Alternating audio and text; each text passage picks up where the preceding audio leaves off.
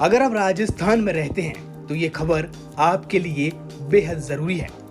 जरूरी इसलिए है कि अगर आपको सरकारी योजनाओं का लाभ मिल रहा है और आने वाली अन्य योजनाओं में भी आप रजिस्ट्रेशन करवा चुके हैं तो आपको अब इन योजनाओं के तहत कैश रुपए मिलने वाले हैं। सुनकर थोड़ी हैरानी हो रही होगी, लेकिन सीएम अशोक गहलोत ने इसका ऐलान कर दिया है।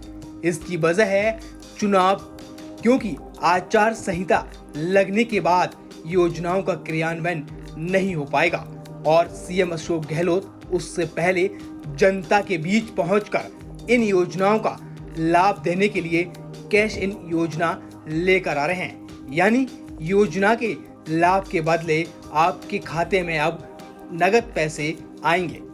इसकी शुरुआत आज से की जाएगी।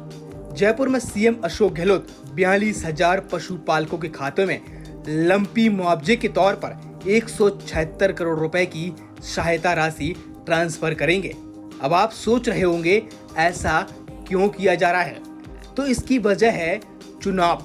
आचार संहिता लगने के बाद सरकार लोगों को योजनाओं का लाभ नहीं दे पाएगी। कई योजनाएं ऐसी हैं जिनके टेंडर नहीं हुए हैं। अगर उनके टेंडर होते हैं तो आचार संहिता के बाद वो टेंडर पूरे नहीं हो पाएंगे। ऐसे में सरकार योजनाओं का लाभ लोगों को कैश देने के मूड में है। बात अगर महिलाओं को स्मार्टफोन देने की जाए तो प्रदेश में 1,33,00,000 महिलाओं को स्मार्टफोन और 3 साल का इंटरनेट डेटा देना है।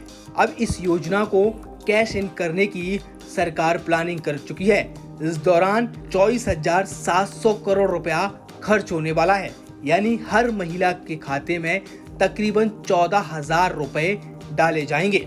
इसके अलावा सीएम अन्नपूर्णा योजना के तहत 1 करोड़ परिवारों को फूड पैकेट के बदले हर महीने 350 रुपए नगद दिए जाएंगे। यही नहीं, टैबलेट योजना के तहत मेधावी छात्रों को भी 18,000 रुपए खाते में डाले जाएंगे। इस योजना के तहत तकरीबन 222 करोड़ रुपए छात्रों के खातों में ट्रांसफर करने की सरकार प्लानिंग कर रही है। इसके अलावा गैस सिलेंडर, सरकार ने 76 लाख परिवारों को 500 रुपए में सिलेंडर देने का वादा किया है।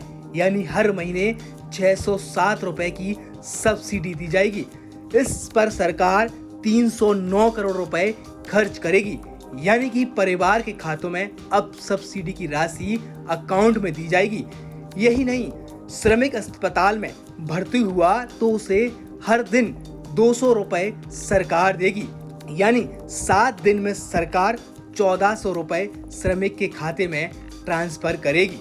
कुल मिलाकर अगर कहा जाए तो सरकार चुनाव से पहले जनता के बीच वोट बैंक को मजबूत करने में जुटी हुई है। अगर आप राजस्थान के रहने वाले हैं तो ये खबर आपके लिए बेहद ज़रूरी है और अगर आप इस योजना का लाभ लेना चाहते हैं तो रजिस्ट्रेशन ज़रूर करवाएं।